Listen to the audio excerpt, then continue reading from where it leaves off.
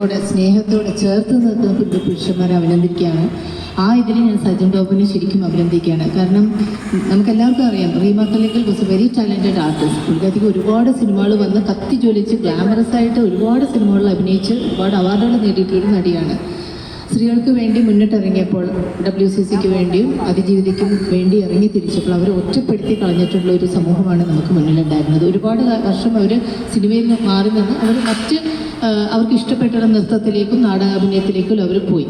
പക്ഷെ അങ്ങനത്തെ ഒരു ഘട്ടത്തിൽ സജിൻ ബാബു ഒരു സിനിമ സംവിധാനം ചെയ്യുമ്പോൾ അവരെ തിരിച്ചു വിളിക്കുകയും അവർ എത്ര അനായാസമായിട്ടാണ് ഈ റോള് കൈകാര്യം ചെയ്തത്. ഇതിനകത്ത് ഒരു ഷോട്ടിൽ പോലും റീമ കല്ലിങ്കൽ ഒരു ഗ്ലാമറസ് ഒരു നല്ല സാരിയിലോ മേക്കപ്പ് ഇട്ടിട്ടോ വരുന്നില്ല.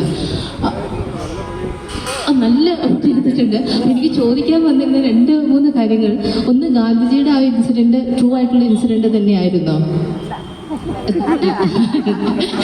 രണ്ടാമത്, റീമ കല്ലിങ്കൽ യാതൊരു വിധത്തിലുള്ള ഗ്ലാമറസ് ആയിട്ടുള്ള ഒരു ഇതില്ലാതെ പോലും ഇതുപോലത്തെ ഈ സിനിമയിൽ അവരെ അനായാസമായിട്ട് അഭിനയിച്ചതിന് വലിയൊരു കൺഗ്രാലേഷൻസ് സജിൻ ബാബുവിൻ്റെ അടുത്ത് കൂടി പറയണം. ഞാൻ ജസ്റ്റ് അവരെ കുറിച്ച് ഇന്നലെ വായിച്ചു കഴിഞ്ഞപ്പം റീമ കല്ലിങ്കൽ ബേസിക്കലി ഒരു എന്താണ് മാർഷൽ ആർട്ടിസ്റ്റ് കൂടിയാണ്.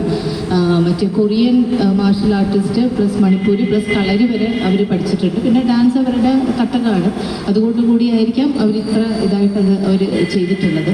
പിന്നെ എനിക്ക് സിനിമയെ കുറിച്ച് പറയാനുള്ളത്, നമുക്കൊക്കെ നഷ്ടപ്പെട്ടു പോകുന്ന ബന്ധങ്ങളുടെ ആർദ്രതയാണ്.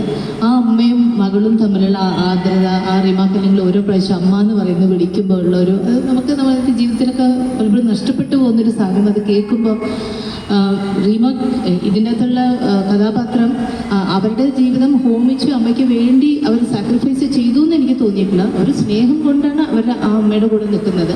അതുപോലെ തന്നെ ആ അമ്മയും ആ കരുതൽ തിരിച്ച് ആ മകൾക്ക് കൊടുക്കുന്നുണ്ടെന്ന് ഞാൻ വിചാരിക്കുന്നു. കാരണം she very clearly knows she was having an affair, ഒരു sexual affair with married person. പക്ഷെ എന്നിട്ട് പോലും അത് അവർ വിലക്കുമെന്ന്, കാരണം ഒരു സ്ത്രീയുടെ ആവശ്യമാണ്, അത് ആ മകൾക്ക് വിട്ടുകൊടുക്കുന്നു. അത് കഴിഞ്ഞിട്ട് അവരുടെ എന്തൊക്കെ വിശ്വാസങ്ങൾ അവർ വിശ്വസിച്ചാലും അവർ തീരുമാനിക്കുന്നു, മകൾ തന്നെ കന്യക ഇല്ലെങ്കിൽ പോലും നീ തന്നെ അത് ചെയ്യണമെന്ന് പറയുന്നു. അപ്പോൾ അതൊക്കെ ആ ഒരു അവർ വിശ്വസിക്കുന്ന പൈതൃകത്തിനോടും അവർ വിശ്വസിക്കുന്ന വിശ്വാസങ്ങൾക്കും ഒപ്പം നിന്ന ഒരു അമ്മയും മകളായിട്ട്. പക്ഷേ അവസാനം അമ്മയും മകളും മരിച്ചപ്പോൾ ഒരു വല്ലാത്തൊരു ഷോക്ക് തന്നെയായിരുന്നു. It was a very beautiful film. Thank you for giving such A pleasure.